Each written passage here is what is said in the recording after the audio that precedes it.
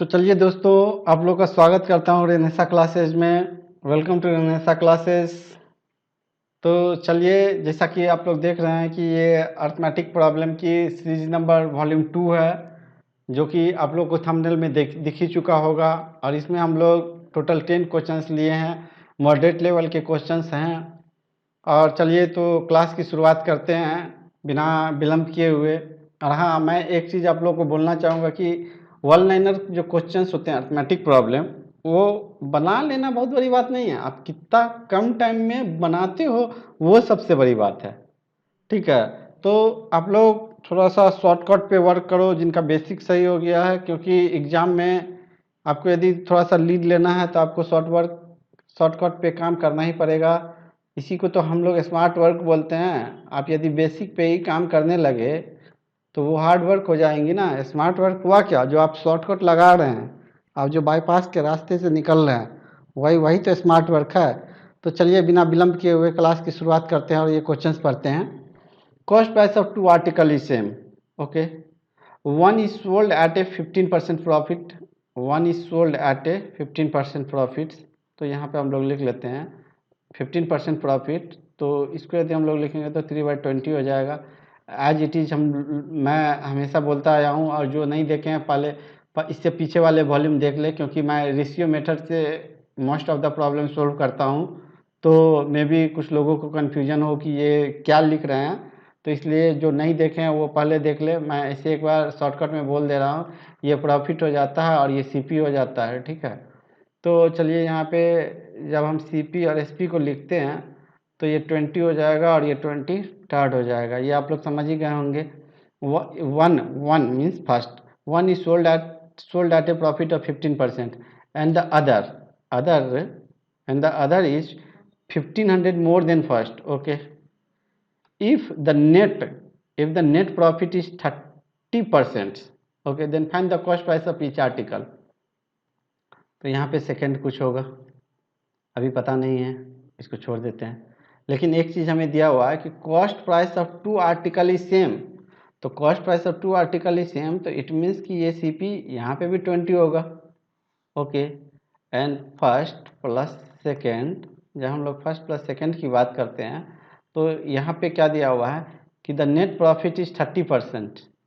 तो ये जो है सो 3/10 है, तो ये जब 10 है तो ये जो है सो 13 है, बट टोटल तो 40 है और यहाँ पे 10 है, तो इट मीन्स कि ये 4 है। इट मीन्स कि ये 4 है, तो ये 52 हो गया। तो 52 माइनस 23, तो ये माइनस करेंगे तो 12 9 4 2, ओके, तो ये 29 हो जाएगा। तो ये देखिए, ये जो 6 है, अब हम लोग देखिए फिर से पढ़ रहे हैं प्रॉब्लम को। The other the other the other for R S 1500 more than first. तो सेलिंग प्राइस जो है इसका 15% more than first. It means कि ये बोलना चाह रहा है सिक्स जो है सो हमारे 1500 है। तो वन वन वन क्या है, तो 1500 इंटू 6। तो फिर हम लोग को पता क्या करना है, then find the cost price of each article. तो cost price of each article, जब हमको cost price of each article पता करना है तो यहाँ पे जो 20 है इसको यहाँ पे 20 से गुना कर देंगे। और यदि मान लो कि हमें सेलिंग प्राइस पता करना होता कि सेलिंग प्राइस क्या है, तो फर्स्ट का सेलिंग प्राइस पूछता तो यहाँ पे 23 से मल्टीप्लाई करते, सेकंड का सेलिंग प्राइस पूछता तो यहाँ पे 29 से मल्टीप्लाई करते। तो इस रेशियो मेथड में सबसे आपकी बेनिफिट पॉइंट ये है कि आपको हर कुछ दिखता है यहाँ पे, कि मतलब क्या होगा, इसका सेलिंग प्राइस क्या होगा तो यहाँ पे कर दो, इसका सेलिंग प्राइस क्या होगा तो ये कर दो। तो इस तरह से जो है ना, आप हर कुछ को आप क्लियरली आप यहाँ पे डिफाइन करके लिख सकते हो। तो जब यहाँ पे इसको करेंगे तो 14 12 3 0 6 5 30, ओके, 250, तो ये हो जाएगा हमारा आंसर। ये हमारा आंसर हो जाएगा। ओके, तो चलिए अब हम लोग आगे बढ़ते हैं। 25 दूनी 50 00, ओके, ठीक है। अब नेक्स्ट क्वेश्चन हम लोग करते हैं। ये क्वेश्चन नंबर 2 है, बट मेरा सीरीज चला है। मैंने पहले बताया हुआ हूँ कि मैं आपको 501 क्वेश्चंस बनाऊंगा। तो ये मेरा प्रॉमिस है, देखिए अब कहाँ तक हो पाता है। मेरा एटलीस्ट मिनिमम 501 है, मैं मैक्सिमम बनाऊंगा। और जो स्टूडेंट्स हैं, जो तैयारी करने वाले हैं, वो इनको बार बार बनाएं, ताकि ये आपकी अपनी प्रोसेस बन जाए। ये आखिर मेरी प्रोसेस है, तो उसको आप खुद को अडॉप्ट करना पड़ेगा। ओके, चलिए क्वेश्चन पढ़ते हैं। Several litres of A seeds drawn of 54 liters of a seed and equal amount of water added. Again, same volume of the mixture was drawn off and replaced by the water. As a result, the vessels contained 24 liters of pure acid. 24 liters of pure acids. How much the acid was drawn off initially? तो देखिए, इसको तो हम अभी ratio method से बनाएंगे, but कुछ लोग इसको बनाते हैं ना कि जो फाइनल क्वांटिटी है इसको लिखते हैं, फिर यहाँ पे इनिशियल क्वांटिटी लिखते हैं, फिर 1 minus the mixture was taken that is x and the total quantity, then total quantity x how many times, it is 2 times. तो जब आप इसको सोल्व करेंगे तो आपका आंसर जो है यहाँ पे आंसर निकल के आ जाएगा। तो ये तो हमारा हो गया ट्रेडिशनल मेथड, ये हो गया हमारा ट्रेडिशनल मेथड हो गया, ये हमारा ट्रेडिशनल वाला हो गया।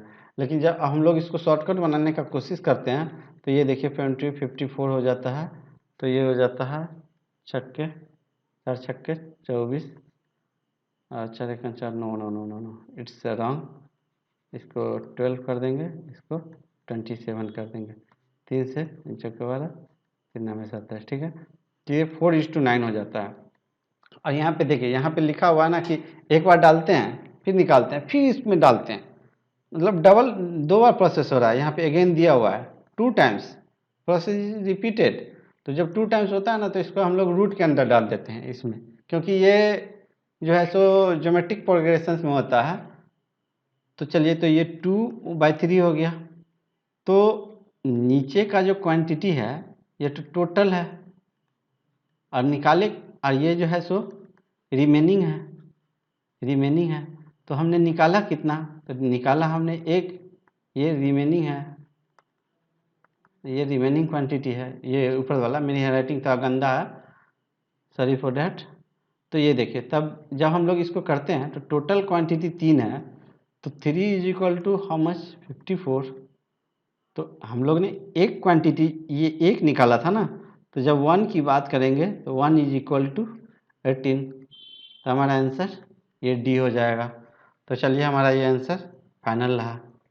अब क्वेश्चन नंबर 8 की तरफ बढ़ते हैं। ये सिंपल इंटरेस्ट का मैं क्यूजेज इसलिए करवाता हूँ कि ताकि आपको एक ही साथ सारे चैप्टर्स के कंसेप्ट रिवाइज होते चले, क्योंकि आपको कंपटीशंस निकालने के लिए रिवीजन सबसे बड़ी की है, रिवीजन ही सक्सेस की है। आपकी नॉलेज कम और रिवीजन सबसे ज़्यादा। The simple interest on a sum of money will be RS 300 after 4 years. Okay, in the next 6 years principal become 4 times. What will be the total interest at the end of 10 years? Total interest पूछ रहा है। तो एक चीज़ हम लोग को पता है कि सिंपल इंटरेस्ट जो फर्स्ट ईयर में लगता है वह same simple interest second year में भी लगता है, same simple interest third year में भी लगता है, एंड सो ऑन हो जाता है, ठीक है। तो यहाँ पे ये दिया हुआ है 4 इयर्स में सिंपल इंटरेस्ट 300 है, तो 1 ईयर में तो इट इज 70, तो 10 इयर्स में तो 750 हो जाएगा। तो हमारा आंसर बी हो जाएगा, ठीक है। लेकिन एक चीज़, चलो मैं इसमें एक एडिशनल आपको एक प्रॉब्लम मैं यहाँ पे क्रिएट कर देता हूँ। ये प्रॉब्लम आपको मेरे तरफ से क्रिएट किया जा रहा है कि यदि आपको रेट ऑफ इंटरेस्ट, इसी प्रॉब्लम में यदि आप ये आपको अलुल जलुल आपको डराने के लिए, कुछ दिमाग को एब्सेंट करने के लिए ये आपको दिया गया था कि आप इसको सोच नहीं पाओ। इसका यहाँ पे कोई काम नहीं है, बस बेवकूफ़ बनाने के लिए यहाँ पे ये दिया गया है। बट यदि एग्जामिनर चाहे तो यहाँ से एक और क्वेश्चन को सेट कर सकते हैं। नया क्वेश्चन होगा कि इसी क्वेश्चन में यदि हम आपको पूछेंगे कि रेट ऑफ इंटरेस्ट क्या होगा, तो आप कैसे निकालोगे। देखो, तो रेट ऑफ इंटरेस्ट यहाँ से निकलेगा। In the next 6 years principal become 4 times। Next 6 years principal become 4 times। ये प्रिंसिपल इज P, तो ये जो है सो 4P हो जाएगा। ये कितने 6 years में, सॉरी ये 6 years में ये जो है सो 4 times हो जाएगा। तो इंटरेस्ट कितना हो जाएगा, इंटरेस्ट 4P माइनस P, तो 3P प्रिंसिपल P, ये कितने ईयर्स में, 6 years में। P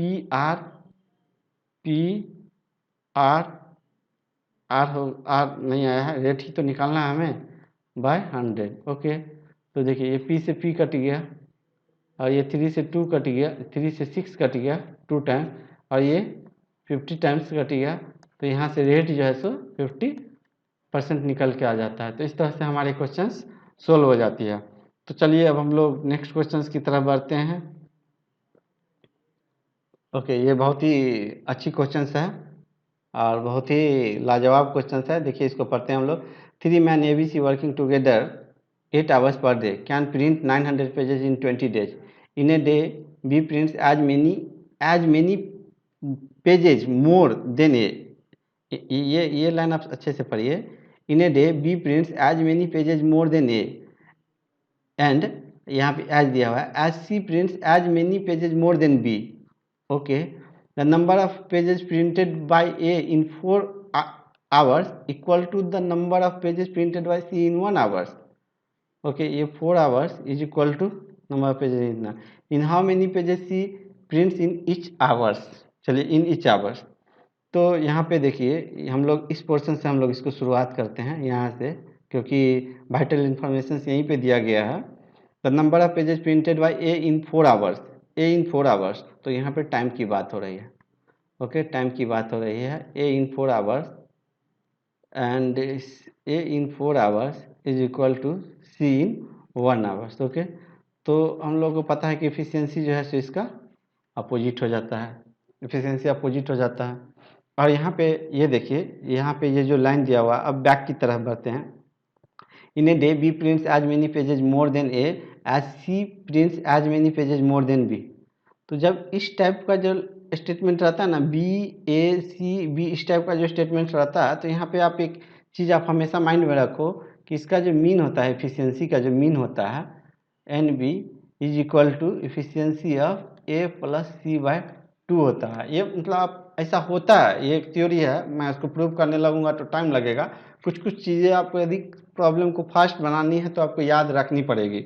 मैं एक और चीज़ बोलूँगा आगे कमिंग स्लाइड में, बहुत ही अच्छी क्वेश्चन है, वहाँ पे कंपोनेंडो एंड डिविडेंडो का यूज़ किया गया है, जो कि आप लोग 9th 10th में या एसएससी में लोग पढ़ते हैं अलजेब्रा पोर्शंस में, तो वहाँ पे भी इसको अप्लाई करके कर सकते हैं। वो कमिंग स्लाइड में है, आप लोग बने रहिए, आप लोग को पता चलेगा आगे आने वाले स्लाइड में। तो इसको आप लोग जो है सो इसको थोड़ा सा इस टाइप का याद रखो कि इस टाइप से होता है ना, तो ये इस टाइप से होता है। थोड़ा सा फास्ट में आपको कैलकुलेशंस करने के लिए इसको याद रखना पड़ेगा। तो ये देखिए, तो यहाँ पे एफिशिएंसी जब हो जाएगा तो 5/2 हो जाएगा, 5/2 हो जाएगा।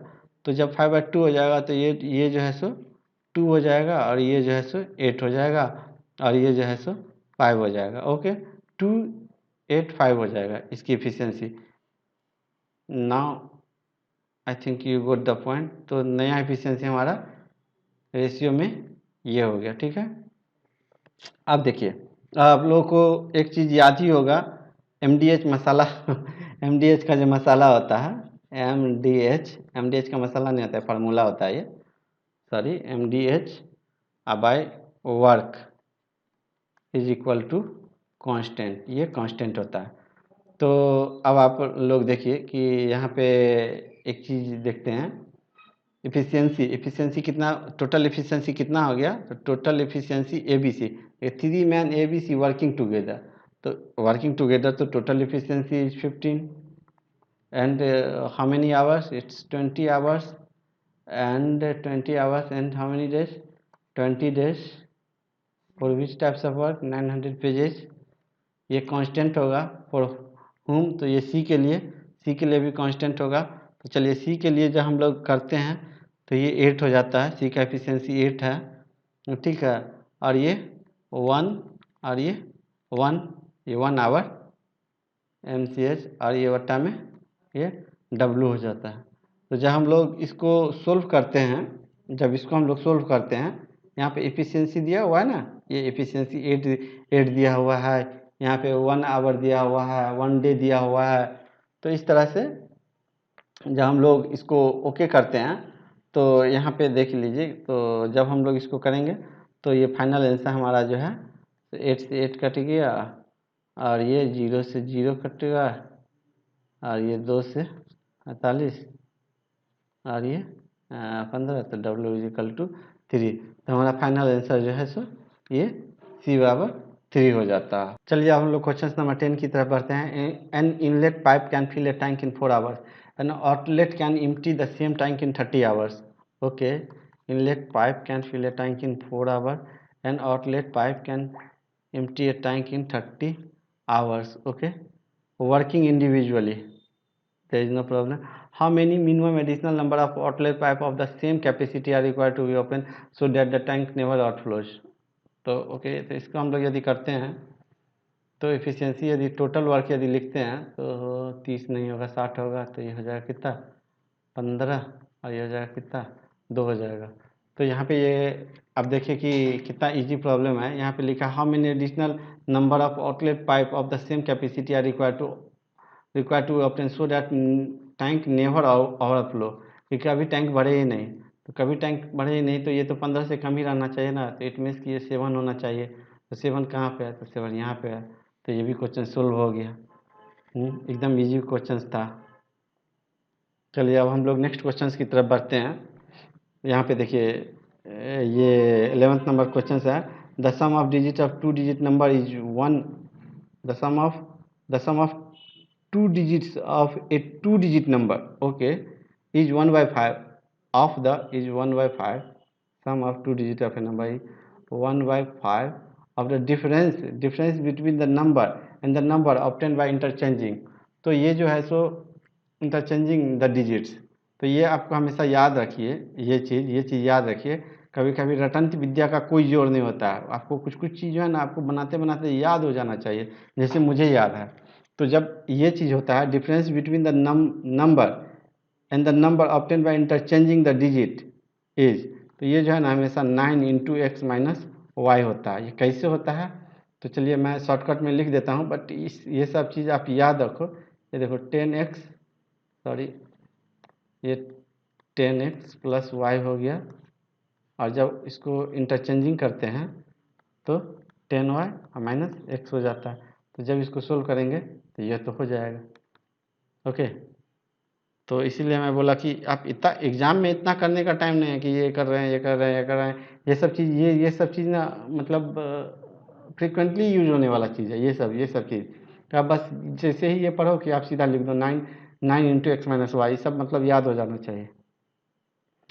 और अब चलो मैं पहला टीचर हूँ जो बोल रहा हूँ मैथ में कि रटंत विद्या का कोई जोर नहीं होता है। ऐसा नहीं है, मतलब आप रटंत मतलब हुआ कि आप प्रैक्टिस करते करते उसको अडॉप्ट कर लो, ये मेरा मतलब है। समझने का चीज़ है, मैथ में तो सब कुछ समझना ही चाहिए। The sum of the 2 digit number, okay, the sum of the 2 digit number, मान लो कि 2 डिजिट नंबर 12 था, तो 1 2, तो ये x था, तो ये y था, तो x + y। तो जब हम लोग इसको लिखते हैं x + y और x - y, तो ये क्या हो जाएगा, तो ये तो 9/5 हो जाएगा। तो एक चीज़ आप लोग पढ़े होइएगा कि जब a है ये कंपोनेंडो डिपेंडेंडो होता है, और ये इस टाइप का जो रहता है a is proportion a and b is proportion in c and d, तो इसमें जो है सो a, तो इस टाइप का आप लोग पढ़े होइएगा। तो इस टाइप में जब आप लोग पढ़े होइएगा तो इसमें आप लोग देखे होइएगा कि इस तरह से आता है डेरिवेशन। इसको कंपोनेंडो एंड डिपेंडेंडो बोलते हैं। कंपोनेंडो में एक का प्लस करते हैं, एक का माइनस करते हैं, या नहीं तो इसको आप लोग एक बार और मैं बोलूँगा कि इसको आप लोग इस टाइप का जब इक्वेशन आता है ना तो इसको आप लोग माइंड में एक तरह से रट लो। कंपोनेंडो डिविडेंडो आता है, जिन्हें ज़्यादा इस पर रिसर्च करना हो तो वो यूट्यूब में कंपोनेंडो डिविडेंडो डाल के इसको सर्च करते हैं। तो इस टाइप में जब भी आता है ना तो यहाँ पे x लिख दो, यहाँ पे y लिख दो, और इसको ऊपर ऐड कर दो 9 + 5, तो ये 14 हो जाता है, और 9 - 5 कर दो, ठीक है। तो 9 - 5 करोगे तो 4 हो जाता है, तो ये हो जाता है 7/2। ये मतलब आप याद रखो कि इस तरह का जब भी चीज़ आता है ना तो इसको आप क्रॉस मल्टीप्लाई मत करो। ये क्रॉस किया, ये क्रॉस किया, फिर इसको माइनस किया, फिर इसको लाया, फिर इसको इस तरह से लिखा x y, फाइनली यही आता है। तो ये हमेशा आप कंपोनेंडो डिविडेंडो से का प्लस करोगे 1, ये फिर माइनस करोगे, फिर इसका फर्स्ट रेशियो सेकंड रेशियो इस तरह से निकालोगे। ये यूट्यूब में आप देख सकते हो इस चीज़ को, मैं यहाँ पे डिस्कस नहीं करूँगा, वीडियो बहुत लंबी हो जाएगी। तो इस तरह से जब आप करते हो तो डायरेक्ट हमें x और y का वैल्यू निकल जाता है। तो यहाँ पे देखिए कि लिखा हुआ what is the definitely difference between the digits of that number. तो डेफिनेटली डिफरेंस इज 5 7 ऊपर 5 नीचे, तो my answer is a. Okay, तो चलिए हम लोग नेक्स्ट क्वेश्चन की तरफ मूव करते हैं। ये रट्टा मारने का चीज़ है, इसको आप इस तरह से दिमाग में फिट कर लो, इसको भी आप दिमाग में इस तरह से फिट कर लो कि ऐसा होता है यदि फास्ट प्रॉब्लम बनाना है तो। चलिए तो हम लोग क्वेश्चन नंबर 12 की तरफ बढ़ते हैं। The income of A B C are in the ratio of 7, 9, 12। Okay, तो इनकम ये लिखते चलते हैं हम लोग। Income of A B and C are in the ratio of 7, 9, 12 and their expenses are in the ratio of 8, 9, 15 and since here it is given, if A saves 1/4 of his income, A saves 1/4 of his income, means this is the income and this is the saving, तो 3 जो है हमारा expenditure हो गया ये ठीक है, ये एक्सपेंडिचर हो गया। तब इफ़ ए सेव्स, तो हम लोग पहले पेन का कलर चेंज कर लें ताकि आपको समझ में आए। तो यहाँ पे देखिए, यहाँ पे इनकम 7 दिया हुआ है और यहाँ पे इनकम 4 दिया हुआ है, तो दोनों को तो बराबर करना पड़ेगा, क्योंकि ए का ही बात कर रहा है ना, यहाँ पे ए का बात कर रहा है और यहाँ पे ए का बात कर रहा है, तो इनकम अलग कैसे हो सकता है? तो अलग इनकम सेम होगा। इनकम सेम होगा तो यहाँ पे 4 से हम लोग मल्टीप्लाई कर दिए। जब हम लोग यहाँ पे 4 से मल्टीप्लाई किए तो यहाँ पे हम लोग 7 से मल्टीप्लाई करेंगे, यहाँ पे हम लोग 7 से मल्टीप्लाई करेंगे और यहाँ पे हम लोग 7 से मल्टीप्लाई करेंगे। ठीक है, अब देखिए, अब एक्सपेंडिचर जो है, सो यहाँ पे 8 है और यहाँ पे 21 है, तो एक्सपेंडिचर कैसे अलग हो सकता है? एक्सपेंडिचर भी हमारा सेम होना चाहिए, क्योंकि एक्सपेंडिचर सेम रहेगा तभी तो सारा काम सही से होगा। तो अब देखिए, जब एक्सपेंडिचर सेम करना है तो यहाँ पे हम लोग 21 से मल्टीप्लाई किए, 21 से मल्टीप्लाई किए, तो यहाँ पे 8 से मल्टीप्लाई करेंगे, तो यहाँ पे 21 से मल्टीप्लाई किए और यहाँ पे 21 से मल्टीप्लाई किए, तो अब तो एक्सपेंडिचर सेम हो गया हमारा। ठीक है, लेकिन जब यहाँ पे 8 से मल्टीप्लाई करेंगे तो इस पोर्शंस में भी और इस पोर्शंस में भी हमको 8 से मल्टीप्लाई करना होगा, यहाँ भी इसमें भी हमको 8 से मल्टीप्लाई करना होगा। तो अब फिर जब हम यहाँ पे एक्सपेंडिचर को चेंज किए तो फिर मेरा इनकम इनबैलेंस हो गया, क्योंकि यहाँ पे 7 4 है और 7 4 है और यहाँ पे 7 4 8 है, मल्टीप्लाइड में है ये लोग, मैं मल्टीप्लाई में बात कर रहा हूँ। तो इसको भी फिर से इक्वल कर देंगे, इसको भी फिर से इक्वल करेंगे, इसको भी फिर से इक्वल करेंगे। तो अब देखिए, अब ये इनकम और एक्सपेंडिचर हमारा इस रेशियो में आ गया, जिस रेशियो में यहाँ पे दिया हुआ है। तो अब हम लोग क्या करेंगे, तो सेविंग, यहाँ पे क्या पूछ रहा है, then what is the ratio of their saving? तो saving is equal to income minus expenditure. तो जब हम लोग इसको कैलकुलेट करेंगे, तो जब हम लोग इसको ये कैलकुलेट करेंगे तो हमारा जो आंसर है वो आंसर आ जाएगा, 12 का आंसर आ जाएगा, ये हमारा आंसर आ जाएगा, 12 का आंसर ये आ जाएगा। ठीक है, जब हम लोग इसको करेंगे, मैं इसको नहीं कर रहा हूँ, इस टाइप का लेंदी प्रॉब्लम आता नहीं है, ये आपको क्यूजेज में डाला हुआ है, बट एग्जाम में आपको बहुत ही ईजिली आएंगे कि मीन्स आपको माइंड से ही कैलकुलेट हो जाएगा। इस तरह के एग्जाम में नहीं आते इतना लेंदी। तो जब आप उसको करेंगे तो इस तरह से आपको आ जाएगा, तो यहाँ से फिर इस इनकम माइनस एक्सपेंडिचर ये आ जाएगा, ये 56 आ जाएगा, तब इस दोनों को माइनस करेंगे तो मल्टीप्लाई करके, और जब यहाँ करेंगे 96 आएगा, यहाँ पे 69 आ जाएगा। तो चलिए आगे बढ़ते हैं, आगे का क्वेश्चन देखिए। If A boat which has a speed of 5 kilometre per hour still water, okay, boat का स्पीड है 5 किलोमीटर, कवर ए 1 किलोमीटर अप स्ट्रीम पाथ इन 15 मिनट्स, अप स्ट्रीम में 15 मिनट से 1 किलोमीटर, तो 15 मिनट्स में, तो 60 मिनट्स में 1 आवर में 4 किलोमीटर, तो अप स्ट्रीम, तो यहाँ पे अप स्ट्रीम स्पीड जो है हमारा हो जाएगा 4 किलोमीटर पर आवर। ओके, और बोट अप स्पीड, यहाँ पे बोट अप स्पीड 5 किलोमीटर दिया हुआ है, बोट का स्पीड जो है सो, बोट का speed 5 kilometre per hour, 5 kilometre per hour दिया हुआ है। तो अप स्ट्रीम स्पीड है और यहाँ पे बोट का स्पीड है, तो स्ट्रीम का स्पीड यहाँ से निकल जाएगा। स्ट्रीम का स्पीड कितना होगा? स्ट्रीम का स्पीड 1 होगा, आप लोग को पता है ना स्ट्रीम का स्पीड 1 किलोमीटर पर आवर हो जाएगा। यहाँ पे आपको देखिए मैं थोड़ा सा क्लियर कर दे रहा हूँ। Upstream speed is equal to boat का स्पीड और माइनस स्ट्रीम का स्पीड, ठीक है।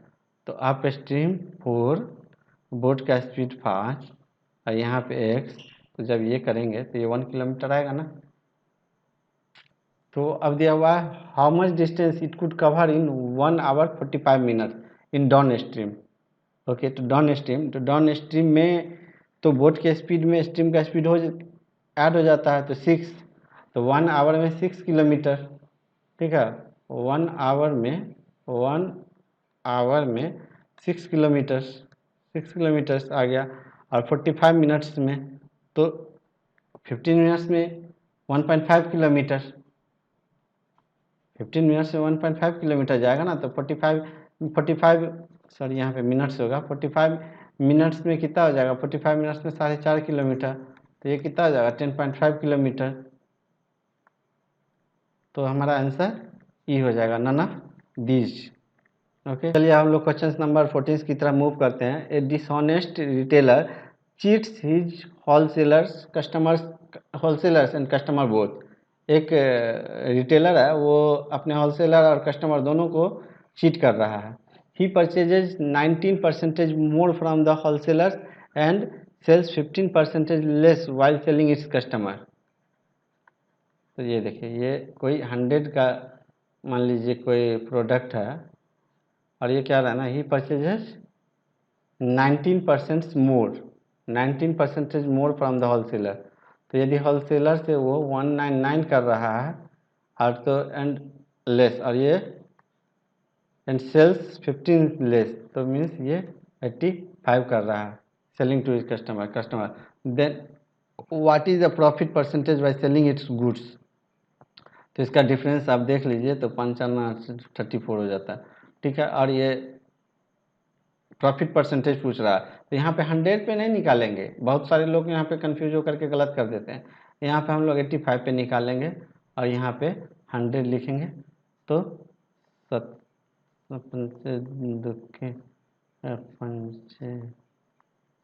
यहाँ पे हमारा आंसर 40% हो जाएगा। ओके, चलिए अब यहाँ पे लास्ट क्वेश्चन की तरफ हम लोग बढ़ते हैं। A jar full of whisky contains 40% alcohol. A part of this whiskey is replaced by another containing 19% alcohol. And now the percentage of alcohol was found to be 26%. तो ये बोल रहा है ना 40%। एलिगेशंस के कंसेप्ट से करेंगे हम लोग। एलिगेशंस का जो हम लोग है, यहाँ पे एलिगेशंस का कंसेप्ट लगाएंगे। यहाँ पे एलिगेशंस का कंसेप्ट लगा के डायरेक्ट आंसर्स को करेंगे। तो यहाँ पे ये देखिए मिड में ये वाला हो जाता है, तो जब हम लोग इसको करेंगे तो कितना हो जाएगा 14 और ये हो जाएगा 17। तो ये 1:2। और यहाँ पे देखिए लिखा हुआ है, यहाँ पे क्लियर दिया हुआ है, आप इसको फिर से एक बार रीड करिए। A part of this whisky is replaced by another containing 19%। इसके द्वारा ये रिप्लेस्ड हो रहा है।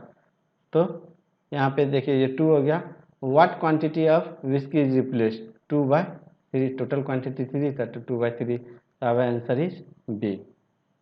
तो चलिए इसी के साथ हमारा ये क्यूज खत्म हुआ।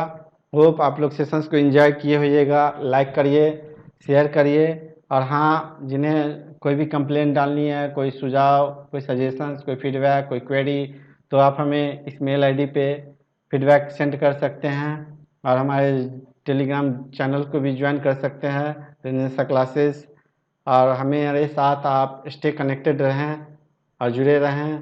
Thanks for listening and keep learning and bye bye. Thank you.